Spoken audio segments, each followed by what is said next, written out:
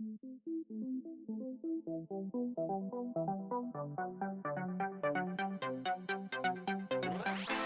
everybody, and welcome to the HTML All the Things podcast, episode number 9, Our Gear.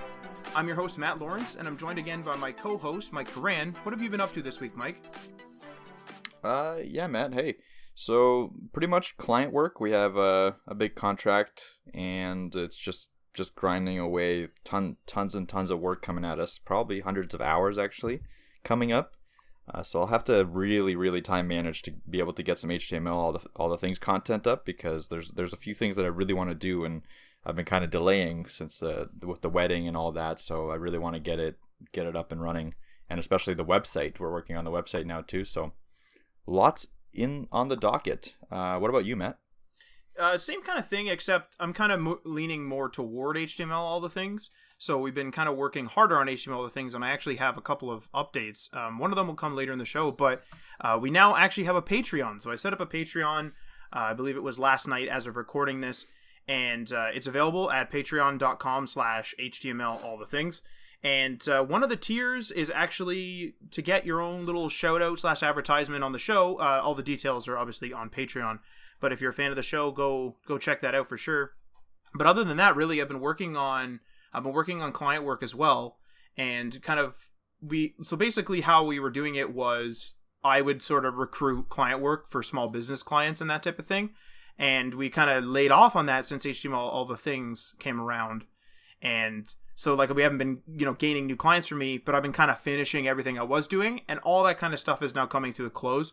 So now I'm able to do more stuff, like set up the Patreon, and hopefully very soon get more content out, especially that website which we mentioned literally every episode, the actual HTML all the things website. One of these days. One of these days. But we have physical. I don't know if we've shown this on social, but we have physical. What would you call it? Like something real. We have a tangible page, like a skeleton of a page done. So the wireframes are done. Barring a few revisions here or there, but the wireframes are done. And then we also have the first view. Oh, I guess I've been talking about Vue, not showing it on my social, as well as the socials for HTML, all the things. So I think you posted a little snippet on Instagram. I think that might be right too. Yeah, because I just got VS Code set up on my desktop. I think you're right there. Mm-hmm. How are you liking it, actually? VS Code's okay. I really, and this is like an old man thing, I think, I really don't like when things fill things in for me. So I like the suggestions, because like there's a lot of CSS properties, and I'll forget if it's justify dash content or justify content or like whatever, random stuff I'll just forget. So I like that it gives me the suggestion in the little drop down that appears, because it knows I'm like doing CSS. So it gives me a couple suggestions, and I'll be like, oh right, there's a dash here or whatever. But I really don't like when it completes my curly braces, and I actually get several problems, like compiling issues, because I'll put them in myself and I haven't realized that they've done it. You definitely can turn that off. I definitely can. I was looking for it, but it was one of those things where I looked for maybe like 3-4 minutes, and I was like, I'm going to fall down the hole of researching. So like, because we had pushed off the site so long, I was like, I'm just going to do I want to get the skeleton done. Because as we discussed in our first Tidbit episode, which aired last week, our first Tidbit episode, we had like a discussion about how we were going to get the skeleton, and then you could start working on the back end. So I was like, I'm just going to power through the skeleton. And what ended up happening, actually, and I think I may have mentioned this on social, I don't remember, but I got stuck on a directive, because the documentation and a lot of the guides actually show a different way to, I think it's a different way to declare components, I think it is. Don't quote me on that. I'm new to so it. It's not, I can explain it a little bit. So it's not it's actually showing the opposite of that. It's using Vue without components. So the initial documentation that you see with like the first Hello World Vue app, right, is showing Vue without components, and then you just got to look at how to use components with Vue, and then that's where you get kind of what my tutorial is based on. Right. So I think so maybe that would be a good thing to cover in your next article, because the one thing I did get stuck on, and it wasn't like it was beyond the scope of your article, to be clear. But the one thing I got stuck on was I was just trying to do like a real basic open and close of a nav menu, like on mobile. And like, I mean, you helped me with this, and but just for the listeners, and I got stuck on that for quite a while, just because I didn't know where to put the code that like they were showing in the examples and in the documentation.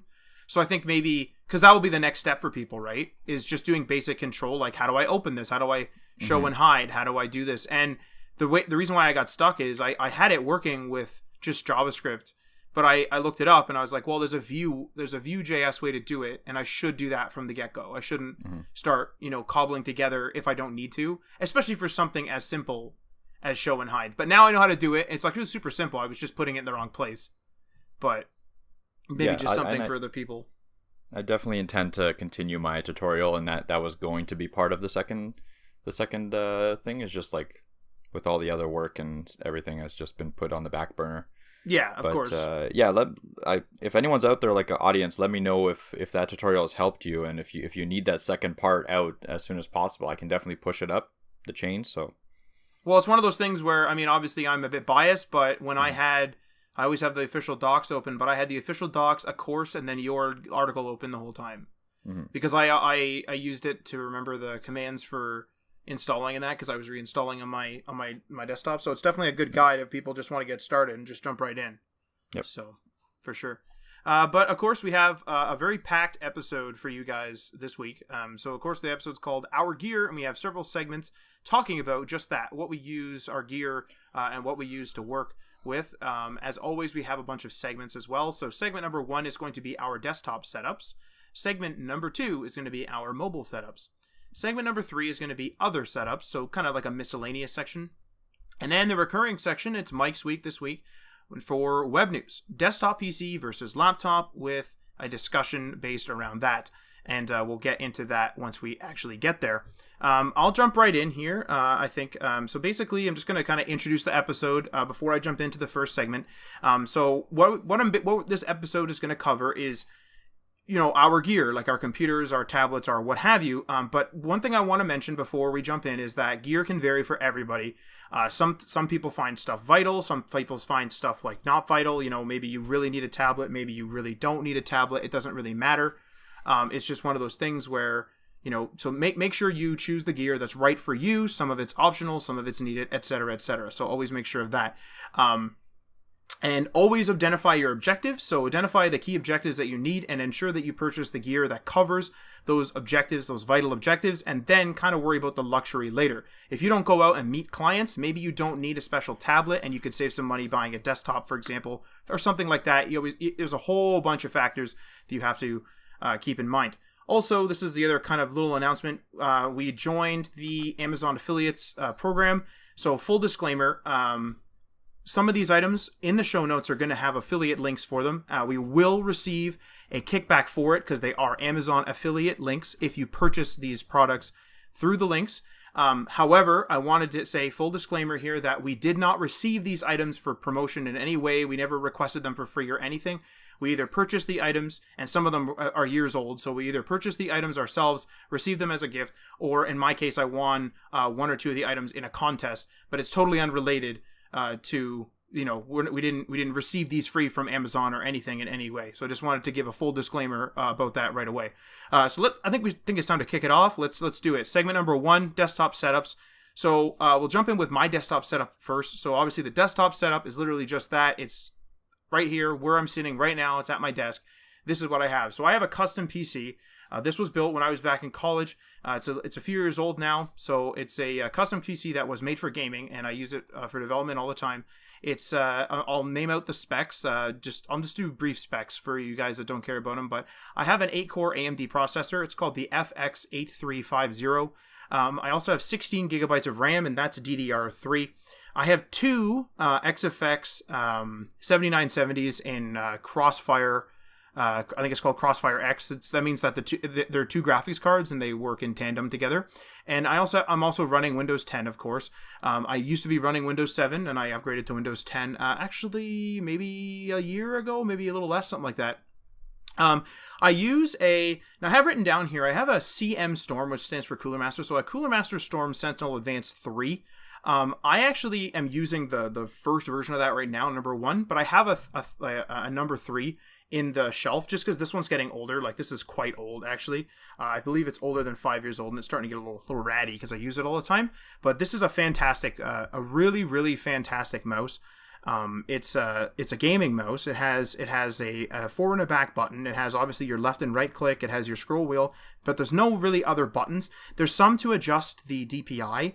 There's two there, like one up and one down, and there's one for like a profile to change the color. But for me, I do everything in red, so I literally set it to red and left it. The thing I love about this mouse is the shape is really, really fantastic. It's a bit of a heavier mouse, so I really, really enjoy a heavier mouse, and it does have variable weights in the bottom, and the third one is no exception. It has that as well. The real kind of unique thing about this mouse is that it has a screen on here. So the screen displays the DPI, but it also displays like a little image there. So if you go into the software, you can actually put a little image in there, and you can put like a little logo, like they advertise. You put your clan tag or your maybe if you're in like a excuse me, like you're in like a pro team for esports, you could put it in there. But I have like a little logo in there with my DPI, and I have it set to, it says 800 and 800, so 800X, 800Y. I kind of like a lower DPI. I'm not one of those guys where I want the mouse to go from the left to the right side of the screen in like less than a centimeter or something. Some crazy people do. I like a slower, more precise sort of experience, and I'm okay with lifting the mouse up. So, but it's variable. That's the whole thing. Is the reason why I even bring that up is it is variable. You can switch it to whatever DPI you need or want, and so that's a fantastic mouse. My PC, I've already mentioned the specs, but I have it all kind of decked out. I have it all glowing red, and red's my favorite color, so it's all glowing red, of course. I've had a few problems with it here or there, quite a few problems actually. I used to have 3 graphics cards in there. I had the two 7970s and a 7950 with this like crazy driver setup we had a while back, but I got rid of the 7950. It was causing some issues just with some games and stuff like that, and I just have the two 7970s. One of them had to be R-made, so one of them is like a return unit, like it came back. I got another one. I've had like several fans go. I've had a bit of a problem with this. Mike can attest to this because I don't really like working on my PC. I used to be in IT, but I really don't like doing it. And I've had like lots of fans go, lots of like weird things happen. We had a problem where the cooler, like the CPU cooler, like it's quite a large cooler, and it was resonating, so it would like go like when it started, it would like shake. And so what I had like this bracket, and I had a piece of plastic that I like taped so that it would like don't do this at home, but like I had like, so it would like hold, it was a piece of plastic taped to a bracket that was below the CPU cooler, and I had this piece of plastic like leaning up against the CPU cooler, which is something you really shouldn't do, but it would stop it from vibrating as much. And it was like, I had that running for about a year, and then we went to a Canada Computers and we told the guy, and the guy said, that's really weird. And I said, I know. I said, like, I've had noise problems in the past, but like we figured, the guy said, is it loose? Because like, obviously if it's shaking a bit, it sounds like it's loose. And we said, no, like we took off the fans because the fans are removable. We took off the fans and we checked the torques or whatever they are, and they were tight, like they were fine. And it was hanging on there fine. And the guy said, well, if you don't want to like reseat it and everything, which I didn't, if you don't want to reseat it and everything, get this, get the single Corsair fan and put it in there. So we put this single Corsair fan in there. It's like some levitation bearing or something. It's super quiet and it glows red. Of course it does. But there's normally 2 fans on this, and I took away the one, so I just have the one fan on there, and it's really actually really, really good. It's like it helped. Like it's really quiet now, so that's good. I'm gonna knock on wood after saying that. But yeah, like I mean, the computer works. Like I do everything on it, and the fact that it has gaming spec is, I mean, some people would just say, why don't you just get an office PC? I do everything on this PC. I do everything you could possibly imagine. I'm in another podcast. So I do all my editing on there. I do all my editing for that thing. I do like video editing for a YouTube channel, for our YouTube channel. I obviously play games. I do all my work. So this PC does everything, and I need the specs, and that's what it's for. It's getting to the age now where maybe like I'll need to be looking at something new, and that'll actually be what segment 3 is going to segment 3 and web news is going to kind of touch on. So I won't go into that too much, but yeah, like I like the gaming spec. You could go a little bit under what I did, but that's me.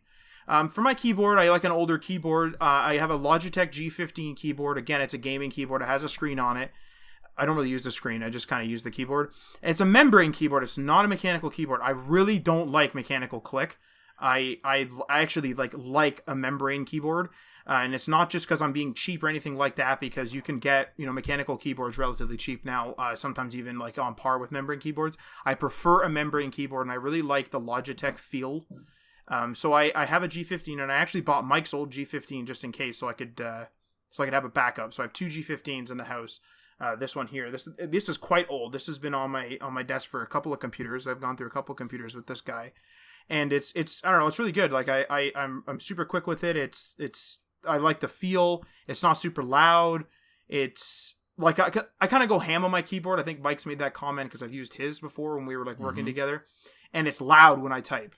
So a membrane just makes sense for me, and I think it's also probably because I've always used a membrane, so it's just something I'm used to. And why switch? Because mechanical, at least at the time, maybe a couple of years ago, was more expensive. So why would I force myself to switch to something more expensive when I like the membrane ones? So that's my 2 cents on that. And it lights up. It has a backlight. It's orange. My only complaint is that it's not red, but of course. Well, because everything else is red on the desk, so it's a little bit ridiculous. I even tried to make my desk light up red at one point. So anyway, I like red. For recording and anything else, including business meetings, because I don't like having a headset on normally. I do have headphones on now so that there's no echo, but a lot of chat platforms will actually block the echo. So I just have a desktop mic. I have a Blue Snowball. That's what you're hearing me on right now, and it's fine. I bought it for it was $99 Canadian a while ago. It's not the Snowball Ice. It's like the proper metal one, if you will. It has the proper stand and that type of thing. It's fine. It works. I use it for streaming sometimes. I stream on Twitch occasionally. So it works really good. I think Mike bought the same one around the same time as well. So you're hearing him on one of those too. Yep. And the only complaint I really have about it is that the stand I wish could go a little bit lower because the legs are a little up. Mm-hmm. But that's really it. There's no real problem. And it has a proper. I'm not an audio guy, so take this with a grain of salt. But it has a proper screw and little pivot thing on the actual mic. So if you had one of those arms that comes down, I think they call I can't remember what they call it, a boom arm, I think. If you take one of those boom arms and it has the proper screw, you could actually screw it on there. Almost like if you think about how a camera mounts to a tripod, this has the proper mic version of that. So yeah. So that's an option too. Of course, make sure it's compatible if you're looking at buying one of these. For headphones, I have an older set of headphones just because they work. Again, I don't really wear them that much other than when properly recording. And I have SteelSeries Flux. I have the white and red ones. They're branded with Guild Wars 2. It's a video game. But I bought it at an expo years ago for super, super cheap. It was one of those crazy deals at an expo. It's $25 or something. But they're super comfortable. I prefer an on-ear headphone. So because my ears get really hot if I do over ear. I just don't like them. So an on-ear headphone is definitely my favorite, and they're great. I only use them. So basically what it was they have the head a traditional headphone thing, sort of if you compare it to Beats or something. If I were to compare it to another popular brand, so they have the headphones, but then the mic was actually in line, and you can put the cable in either ear. But what I've done is I don't use that microphone. I use the Blue. So I literally just have, a microphone extender going to my speakers, which I'll touch on in a sec. My speakers, because they have a headphone out, and then I literally just have the audio coming to it, and I really enjoy them. And I bought a special red headphone cable because I'm like that. So I spent $15 on a red cable instead of $3 on a black one. But that's the way it goes. Yep. And so on my desk I have a Bose. I have desktop speakers because I prefer that. I have a Bose Companion 2 Series 2 multimedia speaker system. So these are, I believe, don't fully quote me on this, these are one behind what's out right now. These are a few years old. I purchased them. I don't know if they were on sale from Future Shop, which is a chain that no longer exists, but I purchased them from Future Shop for I think it was right on $99.99 Canadian. And so that's $99.99 to be clear, Canadian. And they're a really nice speaker. They have a headphone out. They have a real nice dial. It's a weighted dial. They sound really good. I listen to podcasts while I'm working virtually all the time. I just rip through. People say, man, these 3-hour podcasts are killing me. Well, I literally need 3 or 4 to get me through a day sometimes. So I just rip through podcasts. I'll even like re-listen to podcasts. Doesn't bother me. And I'm not. But one thing to be clear is I'm not an audiophile in any way. To be clear, so but these sound really good to me. They're really really clear, and I can tell the difference between this and like just a Bluetooth speaker, like just some cheap Bluetooth speaker. So they're really good quality for myself. There's another like step up, of course, that has like a proper subwoofer and stuff, but I don't care about that, to be honest. So that's my desktop setup there. I didn't write down my screens, but I have two monitors. I have one that's rather old. It's only 900p. It was 1440 by 900. I believe that means it's 900p. It's a Samsung monitor. It's just my side monitor. It's in like reading mode. Its colors are all like orangey and stuff to block all the blue light or whatever. Just because it's just a side monitor, I just throw stuff to it.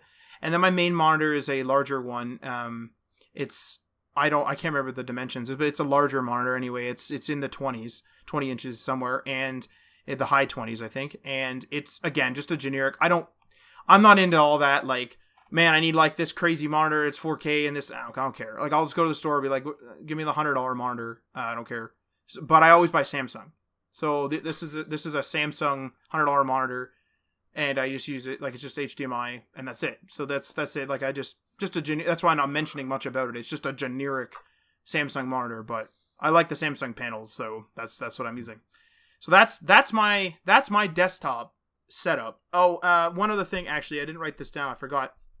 I use the SteelSeries mouse pad as well, but I use the hard top one. So it's like a small cut one, and I don't like that cloth crap. So I like a hard top one, because my mouse, I believe it's called like laser or whatever, where it's not optical, where you see the like red light. This is like a laser mouse, and I didn't like the cloth. The cloth one I don't like the cloth, and I didn't think it kind of messed with my mouse a bit. It could have been placebo because I don't like cloth that much, but yeah, I have like the hard top SteelSeries mouse pad. And again, just to be clear, some of these, not all of it, because some of it's older, some of it will have affiliate links in the show notes. I'm going to pass it on to Mike now, though, for his desktop setup. Go ahead there, Mike. Yeah, definitely.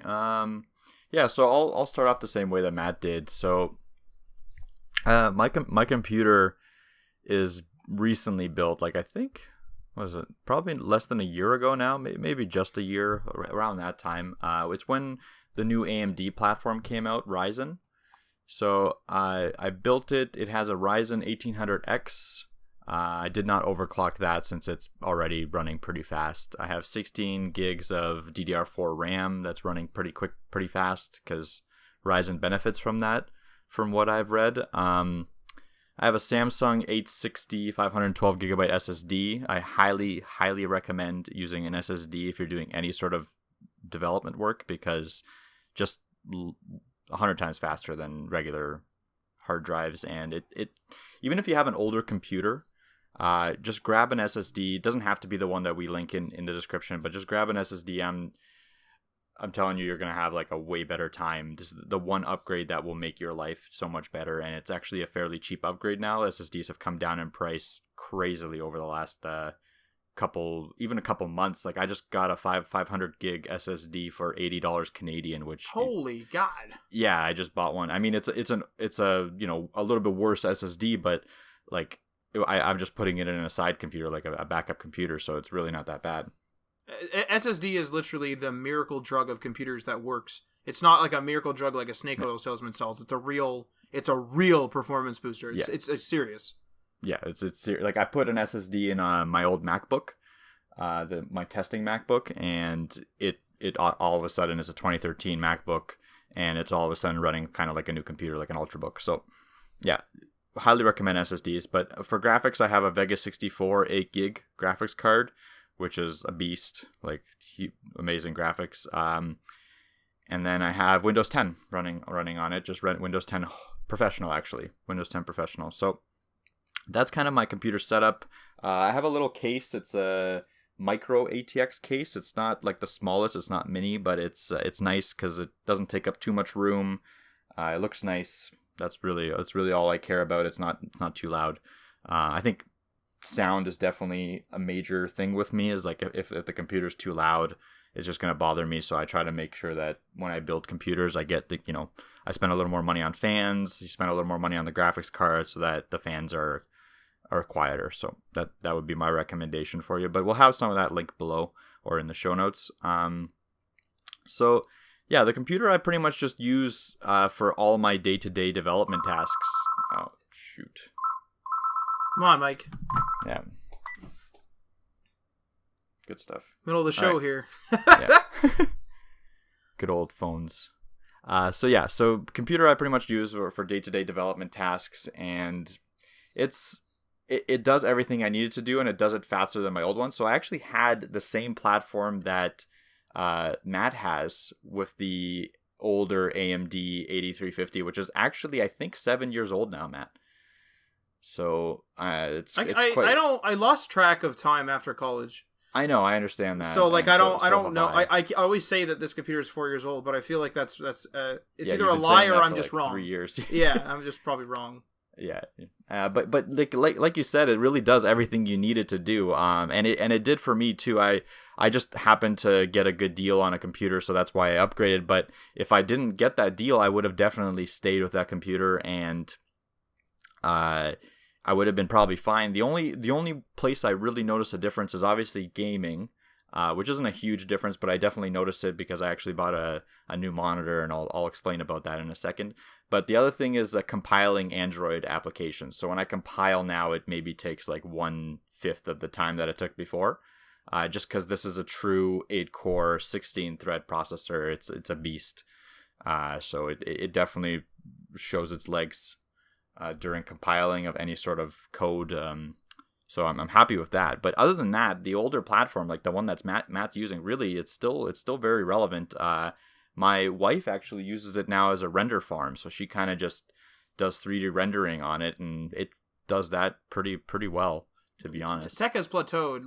We bought overkill for the time, but it's not like back where I always think of the old IBMs where people were buying IBMs for their home. And it's like, you buy this IBM, in this, like in 1999, and then 2000, it's shit. It's not like that anymore. Like, not even close.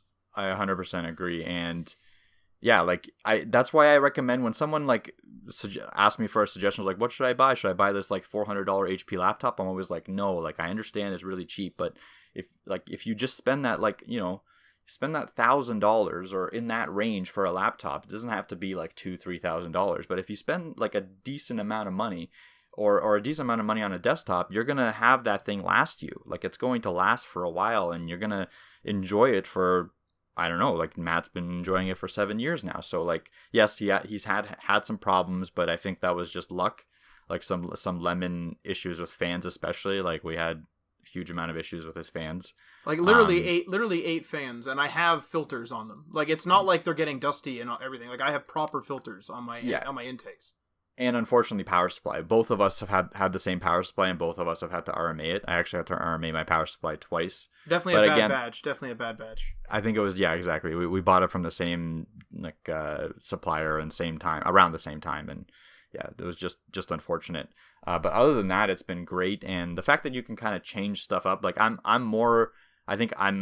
I enjoy it more than Matt does. I still don't want to do it all the time because it's still a time sink, but I kind of like going into my computer and like upgrading it, changing it up. Like I enjoy that kind of stuff. I don't want to, spend an excess amount of time. I'm not an enthusiast, but I'm okay with it, which is why I've been sticking with custom built PCs. But we're going to get a little more into that in the web news section, I think.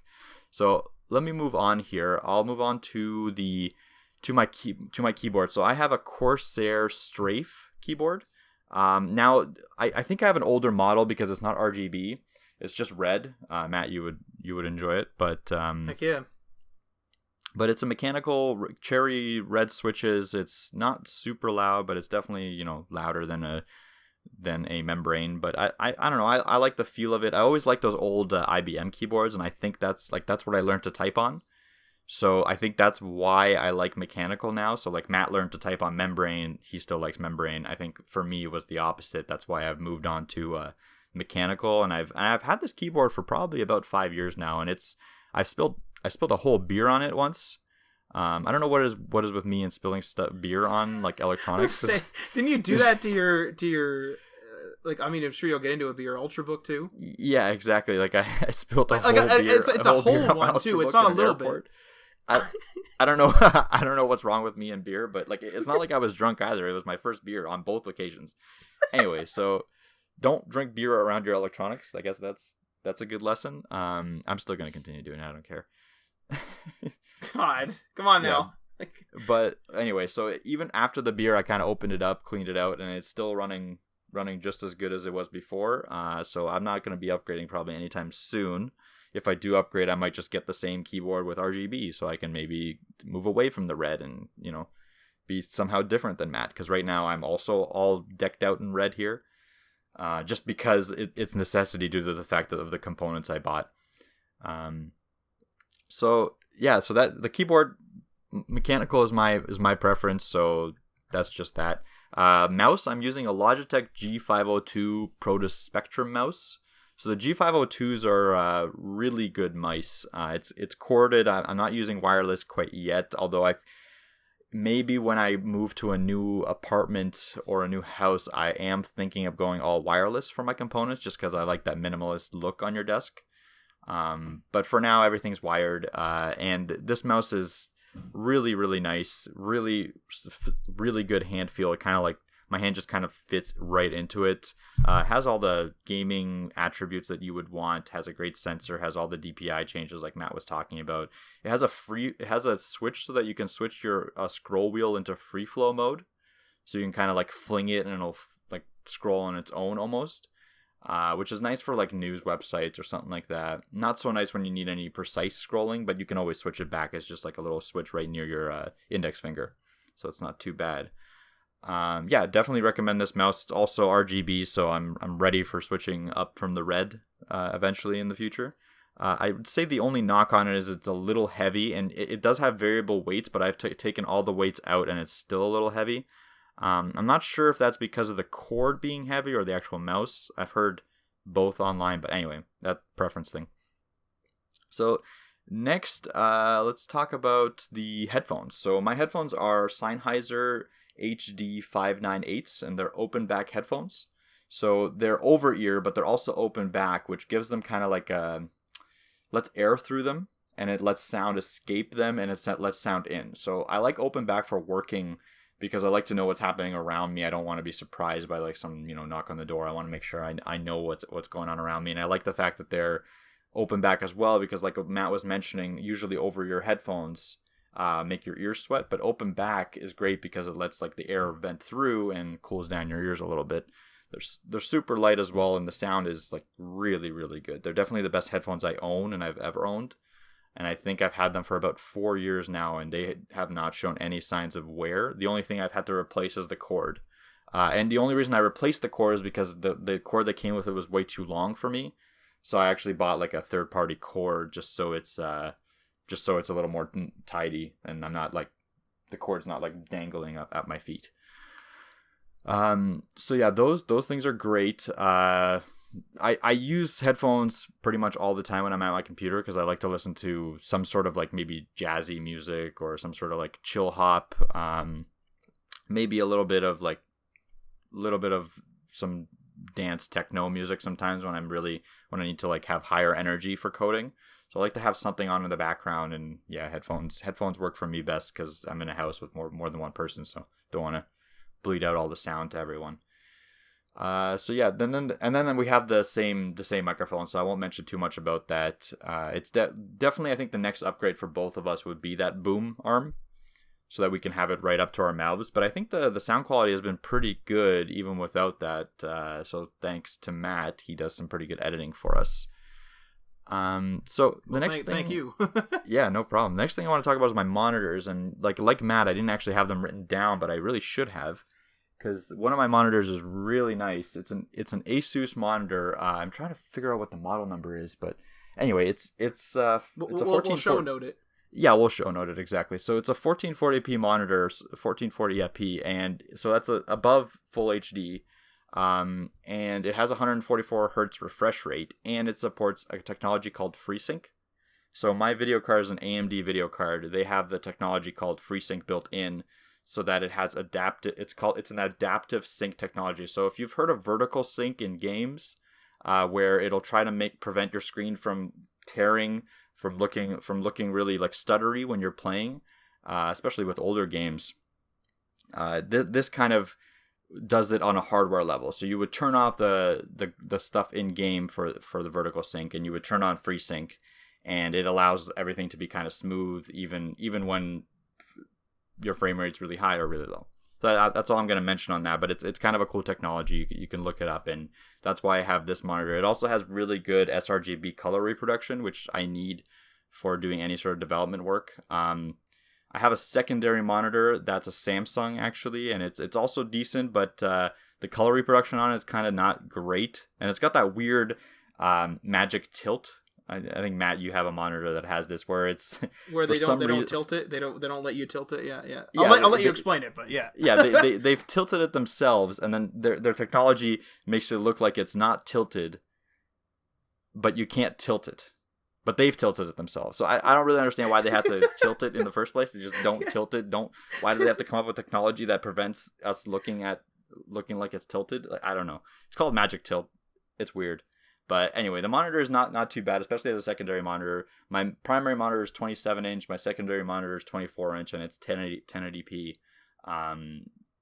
So I haven't actually had any issues, but like before, you would have issues if you had two different resolutions for monitors, but for me, it's actually been really smooth with the new Windows 10 version, so I'm not complaining about that. I definitely would recommend a setup like this if you can afford it. These monitors are not cheap, the big ones, with the higher resolution and the higher refresh rates.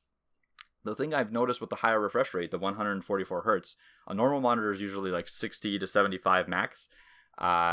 The eyes actually, my eye strain it's helped my eye strain, so I can stare at my monitor for a while because there's less blurring around when you're moving the mouse. There's less blurring around when you're moving a web page. It's just I've had issues with eye strain before, and I think this has really helped with that. So work wise, definitely also recommend a little bit of a higher refresh rate for people that have issues with eye strain.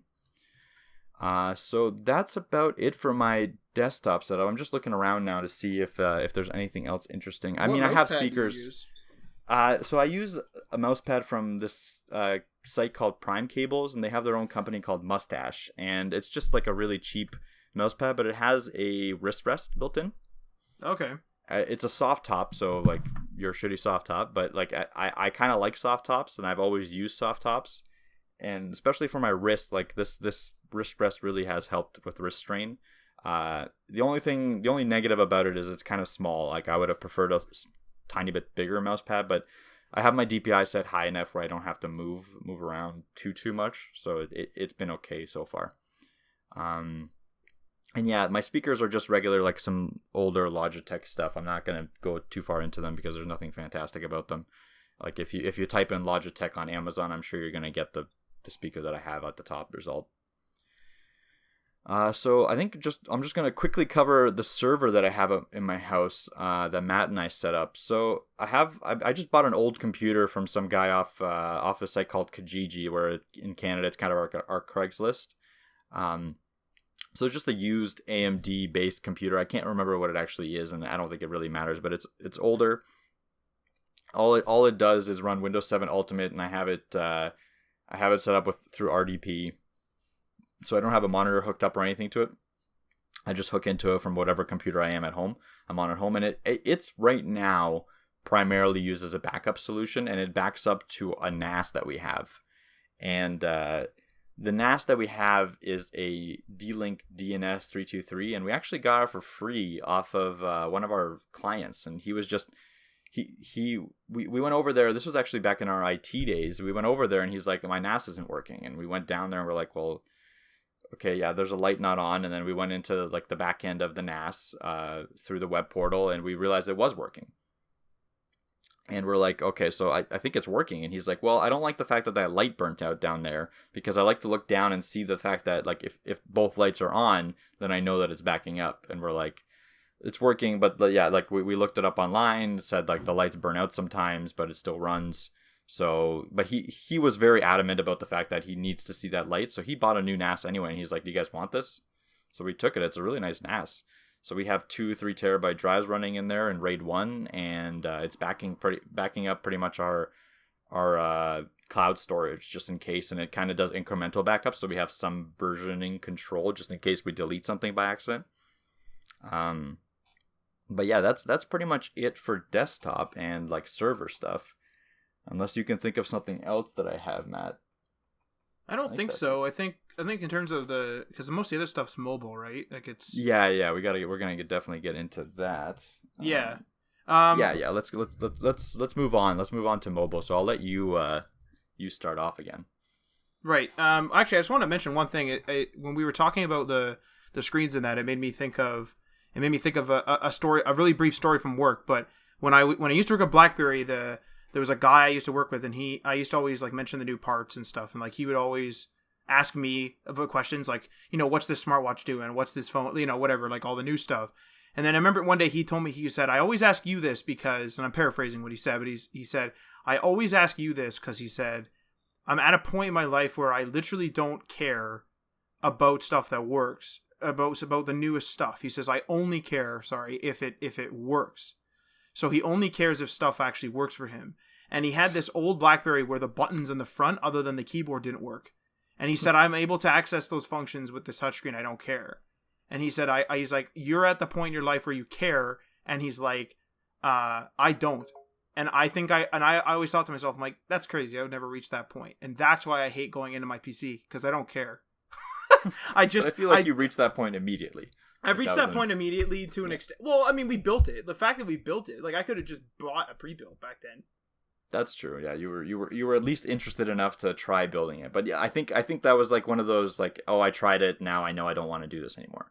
You know what I mean? Like that could be it too. I don't think it was a progression over time. I think it was just like an immediate like, I don't want to have this headache, and that's fine. Like, what I mean? Like that's why there are pre-builts. That's why companies do build you computers themselves, right? Like you can go to a NCIX, or sorry, you can't go to NCIX anymore, but you can go to a Newegg and get them to build you a computer, right? Or Canada Computers even. Yeah, or Canada Computers, exactly.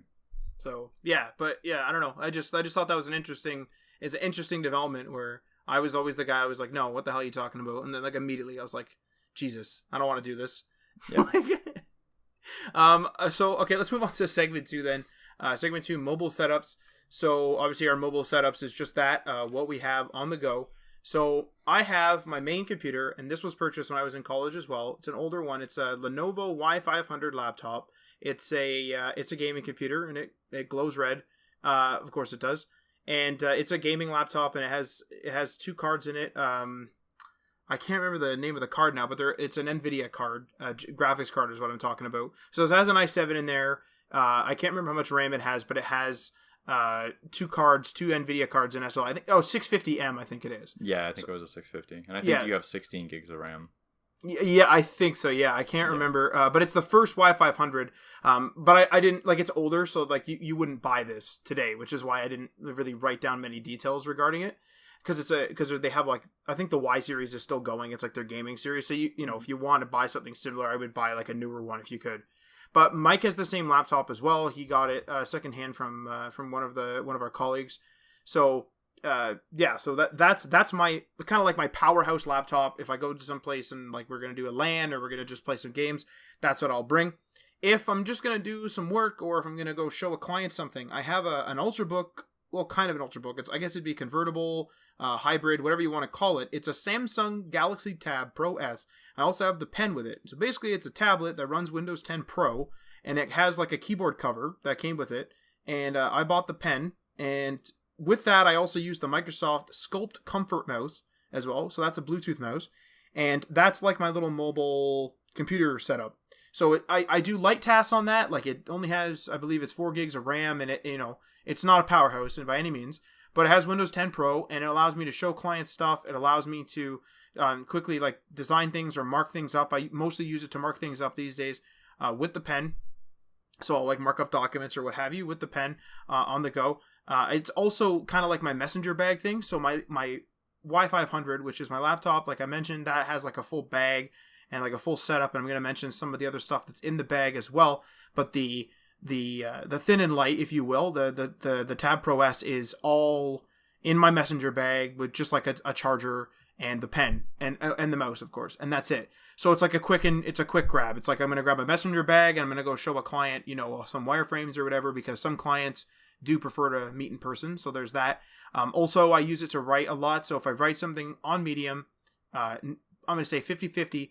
It's either on my desktop that I've written it on, or it's on my Tab Pro S. So I've written it on there just because I like to kind of just chill on the couch or whatever and write on there.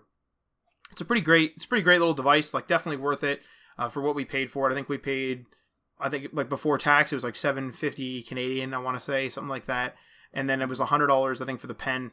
And the only complaint I really have is, the RAM, like whatever. But we didn't buy it for the power. But the only complaint I really have is that it charges with USB-C and the pen charges with micro USB. That's kind of a questionable choice, but whatever, I suppose. But anyway, yeah. So that's that. That's my sort of main mobile setup. In order to listen to stuff on the go, I have two solutions. I have some Jaybirds. I have the Jaybird X3s. So I want to say they're the smaller variety, but they're the X3, and so I use those. I use those all the time when I'm out and about listening to podcasts or what have you. And then I also have, as a secondary solution, I have like sort of a traditional on-ear like headphones. So the Jaybirds are earbuds. They go in the ear, and then this is a Sony headset, so it's like or not a headset, but it's a proper headphone thing. I guess it has a mic too, so you could call it a headset. But it's a Bluetooth. It's a Bluetooth headphones. They are the MDR-ZX220BT. Could have probably came up with a better name than that, but they don't really have much bass, but they are really, really good for podcasts. Voices come through that thing like seriously clear. You can hear things you've never heard before, or at least in my opinion. I'm not an audiophile, full disclosure, but you can hear things that I've never heard before in podcasts. Listening on those things, they are super clear. The batteries last quite a while. They're really good. Like I think I paid $100 for them. They're really good. I enjoy them. So if you listen to a lot of podcasts, maybe give those a go, or maybe there'll be a new series out now because I bought them maybe a year or so ago now. I also have in my sort of like my gaming bag, the one where my main laptop sits. I have a SteelSeries Vault-Tec mouse. So that's like a Fallout mouse. It's like novelty. It's like a novelty SteelSeries mouse that it's from the game Fallout. So it's specifically Fallout 4 for any gaming fans out there, and it's just like colored like it. And that's the mouse I use on the go. It's lighter. It's lighter than my Sentinel Advance, and I don't remember if it has variable weights, but it's wired and it's good. It's definitely like a really good like mobile mouse. So if you're looking for one of those, give that one a go. I also have, so going kind of more into phones now, I have a Samsung Galaxy S8 Plus. So that's sort of been my main phone, and I've had my SIM in that for quite a while, actually. So I use that for, any mobile stuff, using Adobe Spark, or messaging people, or taking photos, or, email, etc., etc., etc., what people do on their phones. But just yesterday, actually, as of recording this, this is the item. So I won a BlackBerry Key 2, and I just put my SIM in it. Yesterday. So I have a silver BlackBerry Key 2 64 gig model. So I'm giving that a go. I have bought a leather. I don't think it's genuine leather. I think it's like the plastic stuff. But it's like I bought like a leather case for it, and I also have a glass screen protector on it as well. So I bought those for accessories to protect it, and like I said, just put the SIM card in it and just giving that a go. One thing I will mention about it right off the bat here is that I'm just taking a peek right now, but I haven't charged this thing since I don't think it was yesterday. I think it was the day before. Now it was on Wi-Fi and I was using it occasionally and it was off sometimes. So take that with a grain of salt. But I didn't charge it last night and it's still at 30%. So like the battery is doing like a lot better than the S8 Plus would, for sure. And it's also the Key 2 makes an interesting test device because it has a non-standard aspect ratio. So it's kind of a different screen, a little shorter, and it's just like a different screen than you would expect from a smartphone, traditional smartphone. So you can test websites and apps and that type of thing, the UIs, and make sure the responsivity works in virtually all conditions on that device as well. So that's a sort of an interesting test device. I also have a smartwatch, which is coming up upon its replacement cycle now. I think I've had it for, I want to say, more than 2 years. So I used to use a Pebble way back. I had a Pebble Steel, and I was going to buy the new Pebble 2 or whatever they were going to call it, but then Pebble died or got acquired, and so I bought the ZenWatch 2. It was on sale at the time that the Pebble disappeared, sort of thing. So I have the Asus ZenWatch 2, and it's running Wear 2.0, so it's, you know, the most up to date as it can be as far as I know. And like, I find it kind of slow now. Admittedly, it's an older watch. I hadn't realized it, but I have actually had it for quite a while. And at the time that I bought it, the ZenWatch 3 was out. So, like, I mean, I bought the older model, and just because I needed a replacement for my Pebble. And like, I mean, it served me till today. And it like, this thing is a tank, actually. So like, my Pebble was like I always put a case on my phones because I don't want them banged up. But a watch that gets attached to you, it's gonna get banged up. Like, just like how clothes or shoes are gonna get banged up, it's gonna get banged up. So this thing's been through the ringer with me. Like, you know, it's been through everything, like forests to formal events to whatever. And it has like a small scuff on the one side. Like, the body is a tank. The screen does not have any scratches on it. The band, I have the original band. The band is fine. Like, it has, like, I mean, it's kind of gross, but it has some sweat stains on it from my wrist. But like, that's really it. Like, it's my Pebble was all scratched. It was all banged up, and it was metal. So like, the metal band with like the paint was coming off and stuff. And admittedly, like, I put that thing through the ringer too. So it's not like as if, you know, it was a bad product. It was just, I was using it a lot and it was getting used. But this thing, I use it a lot, and it's not taking the abuse, or rather it is taking the abuse, and it's just fine. So it's a solid like construction for sure. So you know, that kudos to Asus for that, for sure. I think that pretty much covers my mobile setup. Mm-hmm. I don't know if you had any other comments or any questions about that, Mike, but I think that basically covers it, because it's, you know, it's just kind of a complement to the desktop setup. Yeah. Yeah, for me, it's kind of the same way. My mobile setup is definitely a compliment, but I like to go out and like go to coffee shops. I like to go, lately I've been going to like the botanical gardens around here, and I can just work there on a bench or in the coffee shop there, which is kind of cool and nice out if it's nice outside. So I kind of keep a backpack ready to go if I'm feeling kind of claustrophobic inside my own house. So I'll kind of do a what's in my bag portion of this, and also I'll talk about my phone a little bit. So we had a longer discussion about phones last week. So if you want to take a listen to last week's episode, not the tidbit, but the one before that, where we went into more in depth about what we feel about phones and phone technologies and Android in general. But pretty much I've been using this I got a new phone called the Asus Zenfone 5Z. It's available for purchase in both US and Canada from like Newegg or Amazon, stuff like that. It's a little bit expensive from there, but I got it actually on eBay for a pretty good price with one of their coupons. So I'm fairly happy with it. It's got all the newest specs, so it's running really fast. The battery's been pretty good. I use, like, work-wise, on my phone, I do a lot of messaging, obviously, email, messaging. Phone calls is a big one for me, so like if a client calls, I'll have to answer it and make sure I can talk to them for a long time. And I had an issue with my last phone with the Nexus 6P where it had a kind of like an echo sometimes, and clients were like, you know, rightfully so, they didn't like it, the fact that I didn't have the greatest call quality. So that's why that was like a big thing for me when I was looking for a phone, is call quality had to be good, speakerphone quality had to be good, obviously battery had to be good, everything else is kind of a bonus. So yeah, I'm really liking it, and the Asus aesthetic kind of like, I like the concentric circle, shiny back, and that kind of leads into my laptop, which is also an Asus ZenBook. It's a 330 UA, which is like I think it's their budget version, but it's got like really, really good specs. It's got like an i7, it's a dual core hyper-threaded because it's an Ultrabook i7. And then it's got 16 gigs of RAM and 512 gig SSD. So it's still pretty beastly for an Ultrabook. It's really thin. Its battery life is great. It's like, I want to say 10 hours sometimes on battery, as long as I'm not doing anything intensive. So it's really good for my, excursions to go to a coffee shop when there's no plug around me, or like botanical gardens or places like that. That was a big thing when I was buying it, because I wanted to make sure that I could stay away from the wall charger if I wanted to. So yeah, and really, like, my workflow on my laptop is very similar to what I do on my desktop, with the exception that I don't use a second screen, so I have to flip between screens.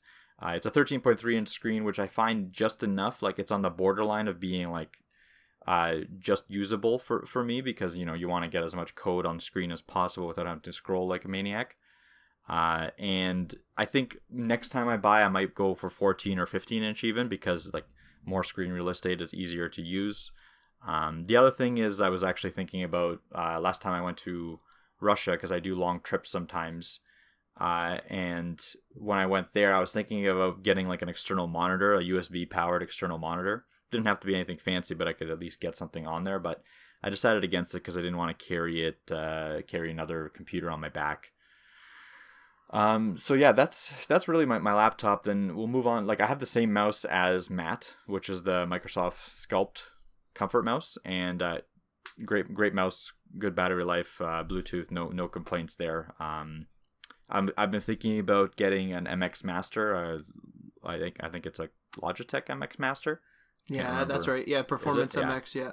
Yeah. So I've been thinking about getting that. That might be a purchase in the future. But really, I like the Sculpt mouse, and I can also use the touchpad, so it's not a huge priority for me. So the other thing is headphones. I use a company called Bluedio, makes these things called the Faith 2 headphones, and they're really affordable. I think I got them for like $60, and they have noise canceling, kind of like the Bose QCs. Obviously, the Bose QCs are a lot more expensive. I think they're in Canada. I think they're in the $300 range, regular price, and they're probably of a high quality. I haven't used them before, but all the reviews that I've read and seen have shown them to be like really good. But I really like these Bluedios. Their battery life lasts forever. As you can see, with the trend with me, is battery life is kind of like really important for me. And the noise canceling is really good. Like, I go on a plane, I turn on the noise canceling. It's not completely quiet, but it's quiet enough for me to kind of get into my own zone. I don't like the plane noise. I'm not a huge fan of planes, to be honest, even though I travel a lot. And the sound quality has been really good too. I don't have too many complaints. So yeah, definitely check those out. Those are nice and affordable. The other thing is, backpack's important, obviously, what you're carrying. I have a BagSmart convertible laptop backpack. It's a nice, like, kind of a modern design. It's got like a darker gray finish, like really good quality. Also very affordable, in the $60 range when I bought it Canadian. And yeah, like, there's not much to say really over audio about a backpack, but it's got all the compartments you need. It's kind of like laptop fits in it really well. Usually I carry 2 laptops in it, because my wife will come with me if I'm working, and I'll put her laptop in there, and it's no problem at all. So 2 laptops is no problem. I put my headphones in there, chargers, whatever. Fits, no issue with size. All the little compartments are organized. I like to keep everything kind of fairly organized so that I can find it quickly, especially if I have the time to do so. So yeah, definitely check that out. Then I have a charger, like a mobile battery with 10,000 milliamps and quick charge.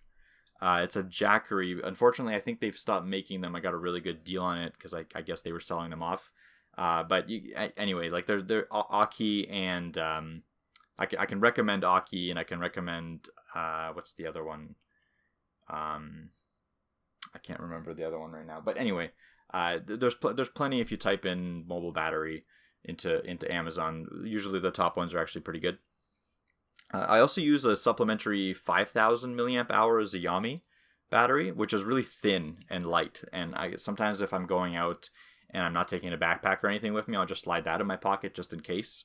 I don't want to be stuck without a phone. I don't like it when you have a really nice phone and you go out for, like, a long trip to a big city, and all of a sudden you're stuck just not being able to use it. You're not be able to search anything online. You're not be able to use GPS. You're not able to use the camera because, like, you're afraid that you have a whole day. You have to make it last. I hate that feeling. So that's why I kind of always try to plan ahead with my batteries. I like to be able to use the equipment that I have. So that's that's uh that's that. And then the other thing, a little extra that I have here is cable clip organizers. This isn't really mobile actually, but I'll mention it now anyway since I brought it up. So for the desk setup more than anything, you can get these little cable clips, and you can you mount them on the desk, and you can attach cables to them so that the cables don't fall off. So, and it also keeps everything kind of nice and organized. Nice and organized on your desk, and I kind of have them on my bedside too. So on my bedside, I have a couple cables for charging my phone, for charging my watch, so that the cables don't fall off the dresser and stuff like that, and I don't have to worry about trying to find them under there, or cables lying all over the ground. So yeah, those are kind of cool to have. But yeah, other than that, that's really my mobile setup, my what's in my backpack per se. I think we can move on to the next portion, which would be, I guess, test devices, right? Yeah, so segment number 3, other setups. So this is sort of miscellaneous because it's going to focus on test devices, but there's another small section, which I'm going to add to the end there. So you're done with that other segment, right? And just cut you off. Yeah, I'm good. Yeah, exactly. Okay. Alrighty, so test devices. So I have a couple of test devices. Obviously, I use my SA Plus and my Key 2 to test, as well as various browsers on my computer. But my specific test devices are, I have an iPhone 5 here, which I'm borrowing from a friend, sort of long-term borrow. I use that because that's usually the smallest screen I'll support, because it's a freaking small screen. Yeah, so because other if you start getting too small, then you got to start if you start getting smaller than that, like some of the old Android phones, I ain't doing it. It's not happening, because you got to take pictures away. It looks terrible. So iPhone 5. That's my small device test right there. And then for a tablet and a performance test, I use an iPad mini, which is the original. And that's why it's a performance test, because that thing is old and it is slow. And I don't think it gets the latest version of iOS anymore. I don't really track that kind of stuff. But it's old and slow, and that's exactly why I use it for that. So I'll, toss it up on the tablet, see how it runs. If it's, choppy, is it this, is it that? Can I make it better, etc.? Because I know that some people have older phones or have the iPad mini because it still works. So, that's basically my thought process with that. Mm-hmm. That's really it for my test devices. All the other stuff, like I said, Key 2 and S8 Plus, and I used to use my G4, but I just use my S8 Plus now. So I think I'll pass it on to Mike, because he actually has more test devices than I do, for sure. So take it away, Mike. Yeah. So for test devices, I actually have a test laptop. It's a MacBook. I think I mentioned it a couple times. And I do a little bit of development on it, depending on if I have to do any sort of Xcode work. So any sort of iOS development. So I'll bust out that laptop. But I try not to use it too much, because it is an older one, and the processor is fairly underpowered. So I mainly use it for a Safari test, or compiling quickly a iOS application. So that's a MacBook 2013 Pro, I believe. So that's one of my test devices. Then I have a Lenovo Tab 10 tablet. So it's an Android tablet running, I think, Android 6. And it's a really nice little tablet. It's really affordable, does everything you kind of need it to do. I actually got my grandmother one of these, and she's loving it. It's kind of one of those, just buy it and use it kind of things. Don't worry about getting updates. Don't worry about the latest specs. It just kind of works. And I have this because one of our clients uses this as an actual production unit for their in-store installations. So it's really good for me to have, to be able to test all of my work, all of my layouts and all of my production code on there. So I got this sent over from there. I also have an iPad Air 2, which is also for client work. We have some installations using iPads, so I need to be able to test on that. Our installations are using iPad Pros, I think the first generation ones, but the iPad Air 2 actually has very similar desktop resolution and very similar layout when you look at the two of them. So I can easily get away with an iPad Air 2. It's actually my mom's, but I've kind of taken it at this point because she had never used it, and I just give it back to her when she needs it, and I don't need it. So then there's a Nexus 6P for any sort of Android development. That was one of my original Android phones. I think the S4 was my original phone, Samsung S4, but Nexus 6P was my next one. Great phone, but definitely had its problems with battery, and definitely had its problems with just being getting too hot because of that old Snapdragon 810 processor. So and now it's just kind of sitting there because it can run pretty much any version of Android I needed to. I can flash it really quick. I know all the ADB stuff. I have a custom recovery on it, so I can do all the switching Android changes quite quickly, and that's why I kind of use it as my test device. The other thing is we have a Nexus 7, which it's actually Matt's Nexus 7. I think it's a 2013 or a 2012. I can't remember which one it is. It's the original one. So 2012, I think then. Okay, so it's a really old tablet, developed by Google, and it's running stock Android. Also good for testing. The only thing now, like we used to have some installations with it for one of our clients, so that's why I was testing. But I think they moved away because it's way too small for any of the applications that we have now. So it's just kind of sitting there collecting dust, I guess. I could probably give it back to you, Matt, actually. Then it can collect dust on my shelf then. Yeah, exactly. Like it's really just sitting here. And the other thing I have for testing is this tablet mount holder desk that's attached. It's not a desk, sorry. It's attachable to the desk. So it's like a little arm, and it allows me to save some desk space. So when I have a tablet for testing, I just kind of dock it in here, and it's just sitting there and hovering over my desk. And it's not taking up any space, which is nice. It almost acts like as a third screen. It makes it really easy for testing. So that's really it for my testing setup stuff. I'm just trying to think if I missed anything. I don't think so. So I think we can move on. We're running a little bit over time. So I don't know if you want to quickly go over your smart home stuff, Matt, or do you want to just quickly go into the web news? We'll quickly do it. I mean, it's gonna go over now anyway, so it's fine. Exactly. No big deal. I mean, there's a packed episode, so it's bound to happen. Yep. So for smart home stuff, I'll go quickly over it. My hardware for that specifically is I have a Google Home Mini. I also have an Echo Dot. It's a second generation, and I also have a TP-Link Smart Switch. As well. So basically, I mostly use this type of stuff for personal use, like turning on lights and that type of thing, which is why I mentioned the smart switch.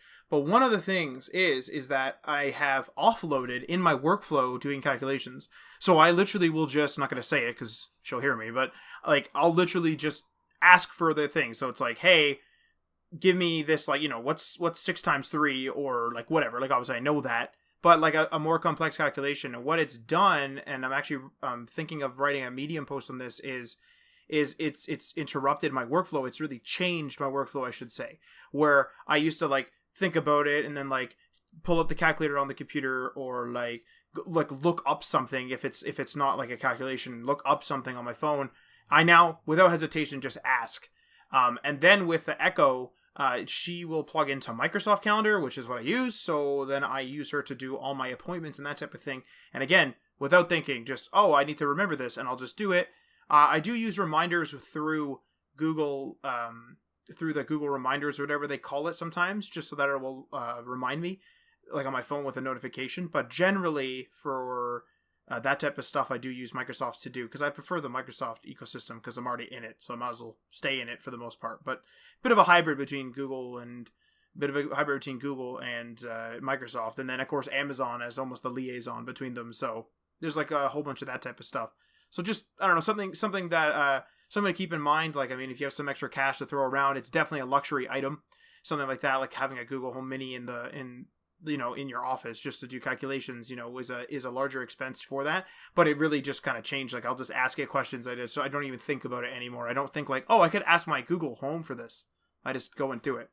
So that's like kind of a main key thing, I think, when adopting new technology, is to have it just become part of the workflow without thinking. So, so anyway, like I said, we'll just kind of move on to the next segment, I think, which is web news, because this is probably going to be a lengthy discussion as well. This is Mike's week, so take it away again, Mike.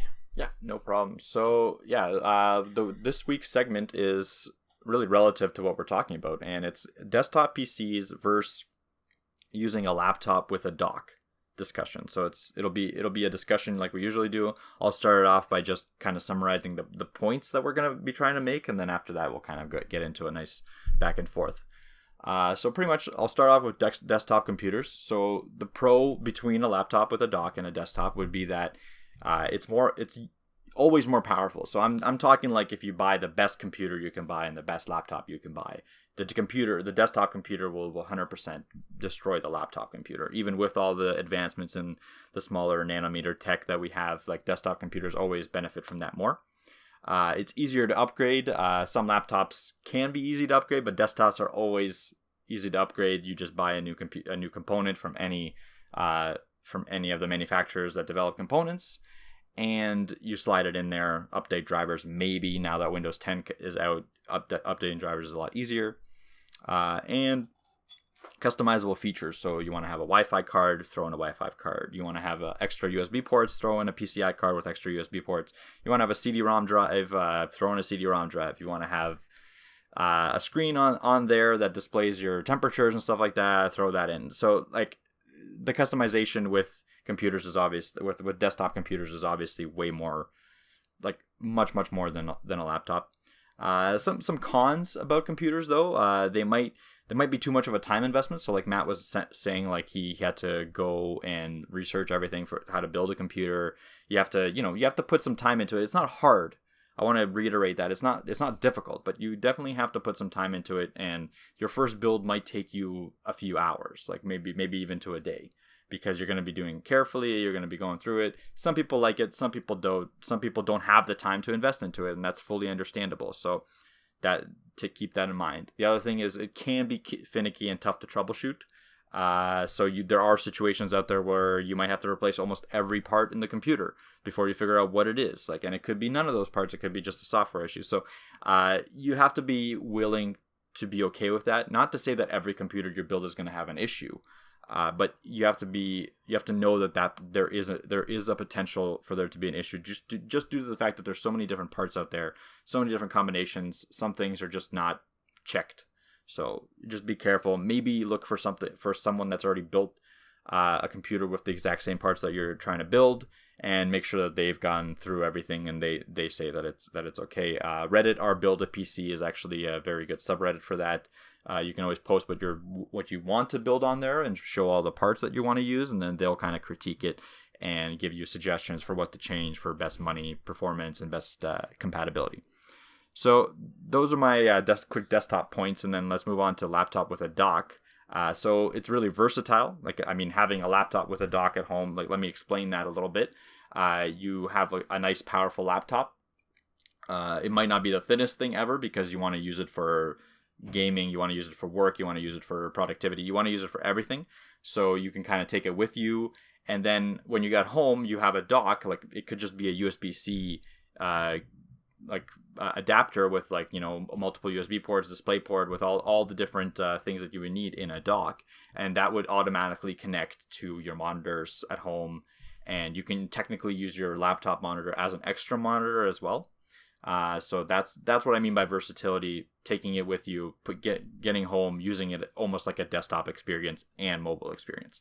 So then a simple buy and use process. So like you kind of just go on a website, go on Amazon, go to Best Buy, go to a store, buy the laptop that you want with the specs that you want, and you don't have to put it together. You don't have to worry about that whole thing. And that also leads to easy warranty. So if something goes wrong, instead of sending back or finding out what part you need to send back, you send back the whole laptop. They'll fix it for you. Usually, especially if you have a good company that you bought it from, like Asus, Mac, Dell, Microsoft. I've had decent experiences with most of those.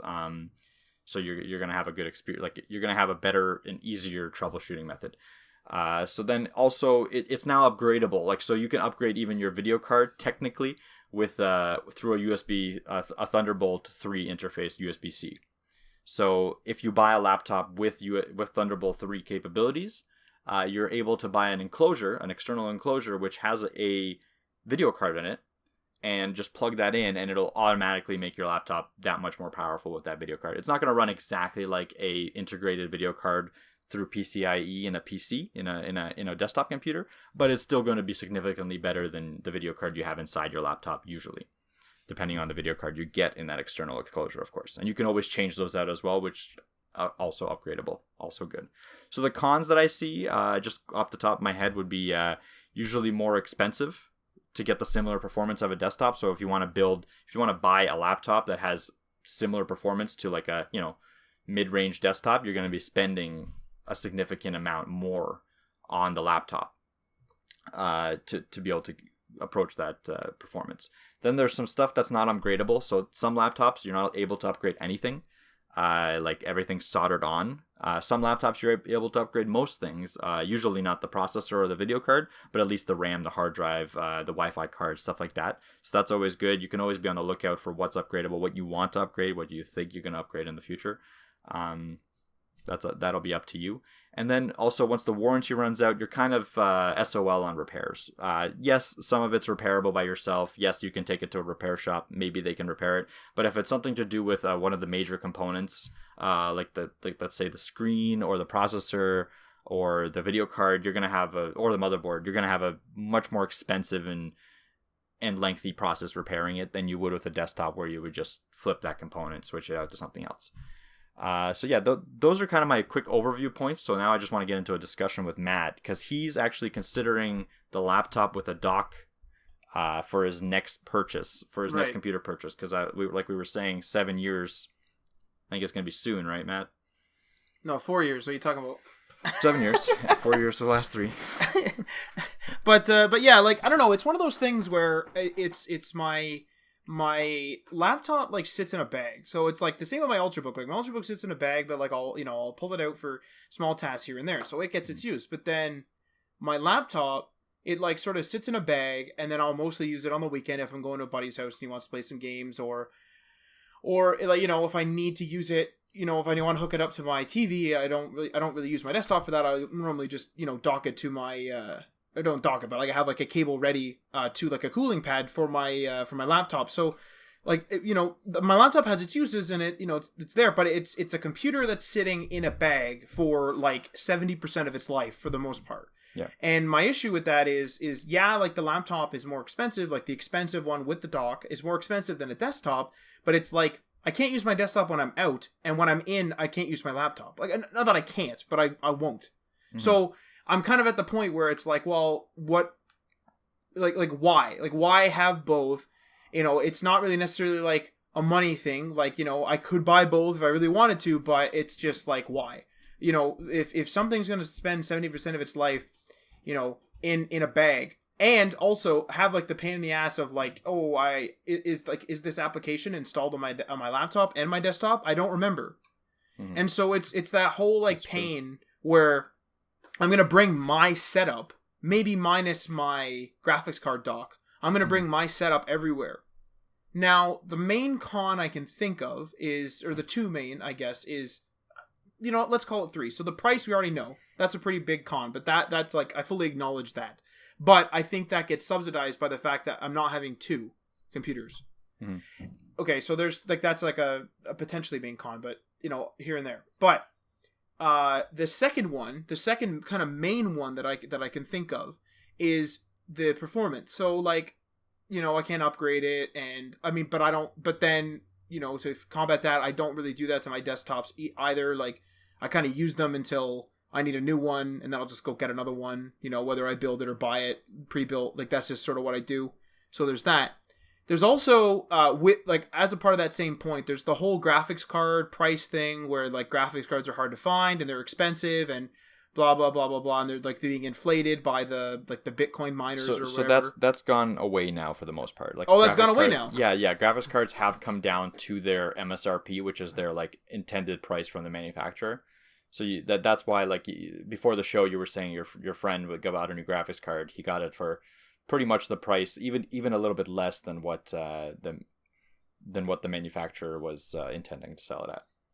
Okay, so all right, well that's reassuring. Like I said, I don't keep up to date with a lot of this type of stuff. So yeah, okay, it's a good thing you do. Mm-hmm. So there, like, okay, that was a con, but like I guess that's fixed now. Mm-hmm. But then it comes down to the fact of like, okay, well, what am I using it for? So you just use case. So this isn't really a con, but the use case for me is I use my computer to work. I'll play games occasionally, but I do play most of my games on a console, whether it be an Xbox or a PlayStation. And I'm kind of at the point where because I do go out and we'll play some PC games with some folks, I do need a gaming computer, but my 650Ms, like my two 650Ms, which are older, and like now you can get virtually a desktop card in a laptop, especially if you use that dock thing, is the question. Now the question remains is it worth it? Like, is the fact that my 650Ms are still doing it? Like, I'm still able to do everything but like one or two games that they want to play. So it's at the point where it's like, well, if I upgraded, like, let's say hypothetically I could upgrade it to something that was twice the power in terms of graphic fidelity, that would suit me. Like, I wouldn't have any problem with that. And so I'm kind of at this crossroads where, if I'm gonna like both the laptop and the desktop are reaching a relatively older age, and if when I go to replace one or both, do I just say I'm just gonna buy a better laptop? Now, the biggest con, which is what I saved for last, the biggest con is the lack of redundancy. So right now, I've had times where I go to boot up the computer's like just screwed up in some way, and I'll just go and boot up the laptop and start working if I need to work right away. But if I only have one device and I have to go through an RMA procedure, or if I have to go through a warranty procedure and they give me the runaround, which they will, for like 3 weeks or 4 weeks or 6 weeks or something, or it'll get lost, or you know the drill, of RMAing stuff or getting it fixed. People run around, they lose parts, back orders, what have you. I can't be out of commission. I can't just like message you and be like, yo, I can't like do anything for like 4 weeks. You know what I mean? Like it's not gonna happen. So then that could be potentially solved by older hardware. So the stuff I have now, I could potentially have that, or and this is a potential solution, like a real potential solution, is actually to have a desktop PC still, have a good laptop, but have an office desktop. So just something I buy used, or one of those tiny little Lenovo's or something, where it's literally for work at the desk.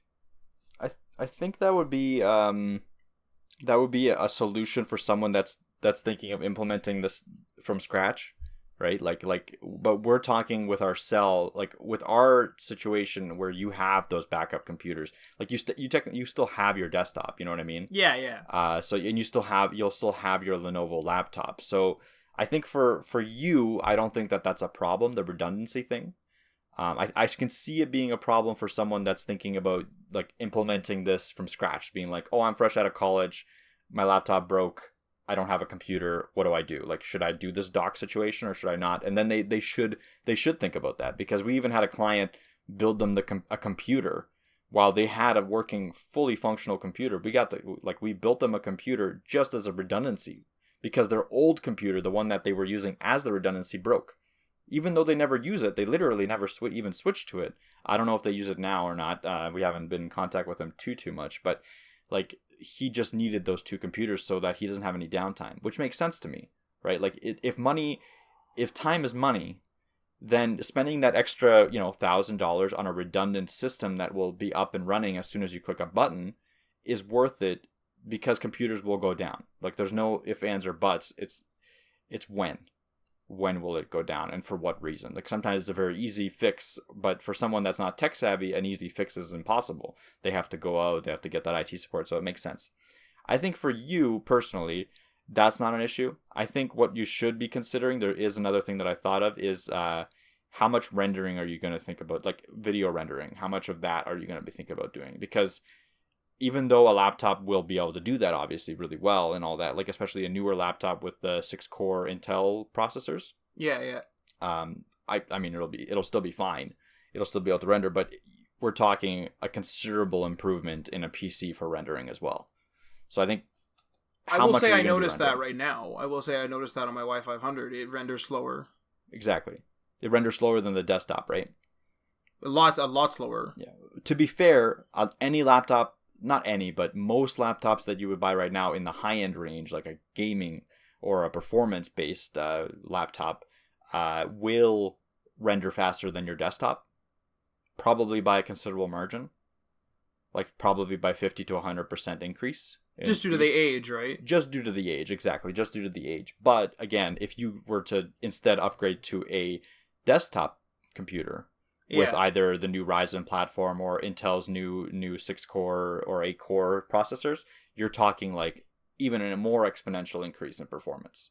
So because laptops are still kept down, right? Like there's still like the clocks are still kept down because there's just not enough room to use all that power. So no matter what, you're gonna get that like peak performance on a computer. So I think your development workflow, I don't think that's going to have any sort of impact on this, because like mostly you do design development through like, you know, front end stuff, so you're not doing any compiling really, very little compiling. Vue, but it's not major. It's not like exactly. It's not like I'm computing the world or something, you know. Correct. Yeah, you're not doing any sort of AI. You're not doing any sort of machine learning. So you're not going to benefit too much from a desktop over a laptop for that.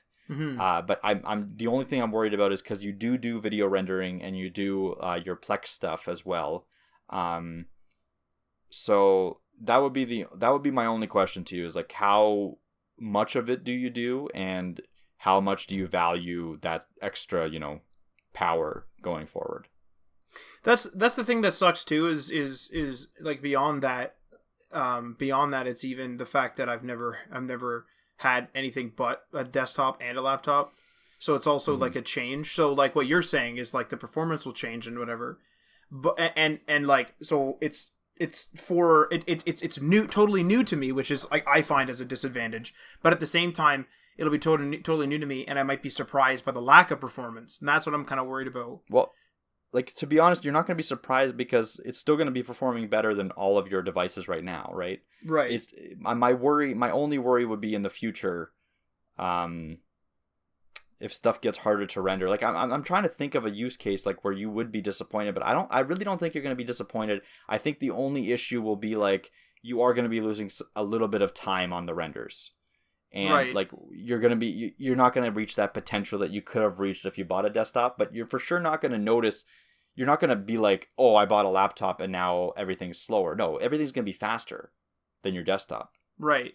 So you're going to see a massive improvement. It's just not going to be as massive as it could have been. And maybe that, like, I don't know if that's an issue for you or not. Like for me, I sometimes like, I don't like not getting the fastest stuff because like, it's almost like a weird thing with me. Like I feel like I've missed out. You know what I mean? When you it's not like yeah, it's kind of the mentality of you're not upgrading. You're not one of those people that upgrade every year. So when you upgrade, maybe like when you upgrade, the fact that you're being sparing, and I'm the same way with the upgrade, it kind of feels like you should get, I mean, the best for your use case. Obviously, you're not getting the best. No, yeah, because like some stuff's cutting edge. That's like experimental drivers or what have, like crazy shit. But like, you know, get the state of the art of your use case. It kind of makes the most sense. Really. Because like even with this ZenWatch 2, like I bought it and it was older, but my use case was that I had a Pebble, so like it's not like I was power using my watch. Yeah. So like that was fine for me. But with this, like I'm doing everything, not literally everything, but virtually everything a computer can do in some way, shape, or form. Some compiling, some rendering, editing, you know, some or gaming, you know, word processing, everything. I'm kind of doing everything, and I literally need it. Like it's not like as if all my computers just like suddenly like that was it, like tomorrow they just none of them turned on, I can't work.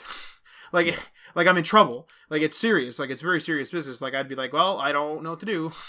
You know what I mean? Like it's very serious business. Now, one thing I will say, actually, with that is, that's one thing I'm worried about. Is I'm worried about having the redundant device, because yeah, I have the desktop today, but when am I going to upgrade it? Maybe the day it doesn't turn on again. Yeah, I understand that, but that you don't have just one redundant device. That's why I'm saying, like, in your situation, it's not an issue. That's true. Like, I mean, I even have my old like laptop from college. Like, I mean, that's what I mean. Like, but you have your old Gateway desktop from college. Like, you don't have the redundancy issue in my eyes. Like, you will never have a situation where all of your computers are dead. I can almost 99.999% guarantee that for you because of the amount of computers you have. And the second thing is like the amount of computers I have. Your computer goes down. All of your computers go down. Worst case, I give you a computer to borrow. You know what I mean?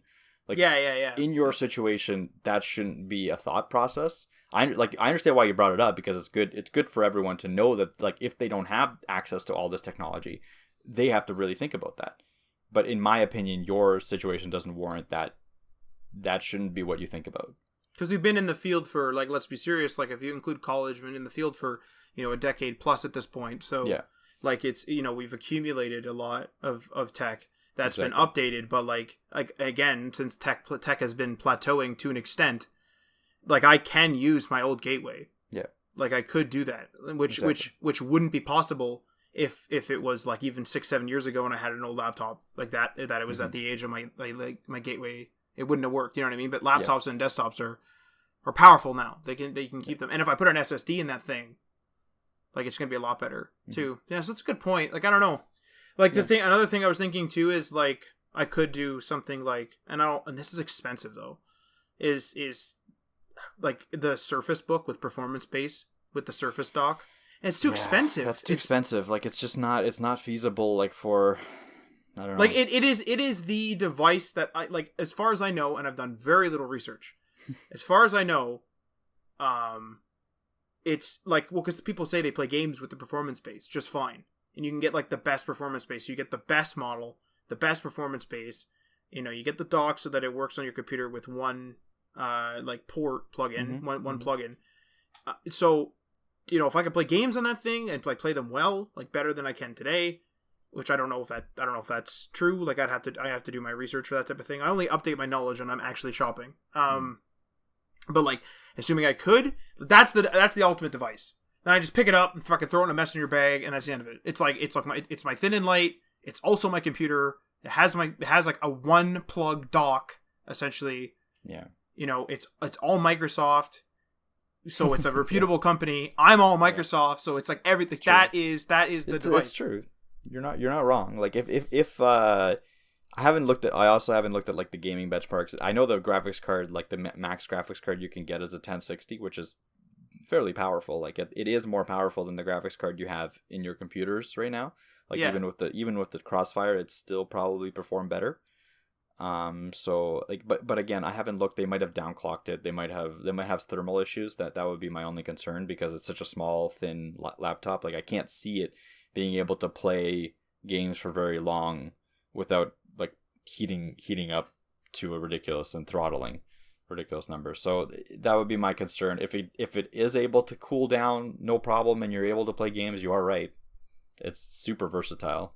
Or the dock, or if I were to get a GPU with a dock with the Thunderbolt, because I think it has Thunderbolt. I don't think it does. It doesn't. Okay. No. I got that stuff. I'd have to learn, right? I think that I'm not. No, I don't think it does, because I think that the first thing that has Thunderbolt was the Surface laptop. Oh, okay. And then the next thing was that small Surface, which actually, no, it doesn't have Thunderbolt. It just has USB-C. Interesting. So I think the Surface laptop does have Thunderbolt. Like, I could be wrong. Don't quote me on that. But I don't think any of the Surface books or tablets do. Something to look at, though, for sure. Like, yeah. I mean, I think what I would do, like, I was just, like, if I were to come up, like, let's hypothetically say today was the day and I was gonna, start my shopping. Exactly. I would probably, the first things I would think of is to look at that ROG tower. There's like a ROG pre-built tower, so I would look at that. I would look at building out something with good performance. So I'd look at that. So I'd look at, building a custom PC, a pre-built PC, and then I would take a look at, like, a laptop. But I would have a few options in there. So I would definitely put the Surface Book, like the latest Surface Book with Performance Base, in there with the dock, and then have like a laptop as well. And then, assuming any or all of them are compatible, I would also price out the GPU dock, because I don't care about my monitor. Like, 1080p is fine. Yeah. I don't care about monitors. So that's my thing. I don't know. Well, let me put you on the spot a little bit. Okay. After this discussion, choose. Just make a choice. Just make a choice. After the discussion we've just had, without doing any more research, what would you choose? Is money an object? Relatively, yeah. Like, consider it.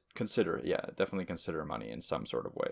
Do you know, because I need to, I don't, because I would have to look this up. Yep. Do you know generally what the price difference is between, let's just say, a laptop, a good gaming laptop, like, because you know my use case, a good gaming laptop for me with its dock versus a Surface Book performance base at comparable performance with the dock for me? I think it's like $2,500 or $3,000 difference. There's okay, well then just laptop with dock, I think. Okay. I think I would choose that. Laptop with dock. Okay. Because I don't want to pay the designer. I almost feel like that's a designer tax. Yeah. And and laptop with dock is over a custom PC, right? Like in your choice right now. Yeah. Okay, cool. Yeah, that's what I wanted to. I have an expensive PC that has 70% of its life in a bag. It doesn't make sense. I understand. Yeah. No. Yeah. It's fully understandable. I just wanted to hear like an actual concrete response, and I did. All right. So I think we can end it there. We've already gone well over time, so hopefully everyone enjoyed that. Packed episode, right? Packed episode. Yeah. So, did you have any more comments, Mike, or I'll take us out good. here? Yeah. All right.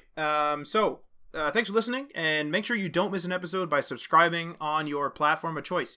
You can also follow us on all the socials at HTML All the Things, which is on Facebook and on Instagram at HTML Everything, on Twitter. We're also on Medium. We're also on GitHub. And remember, we are now on Patreon, so you can go to patreon.com/HTML All the Things and give that a go. Take a look at the tiers and support your favorite show, hopefully.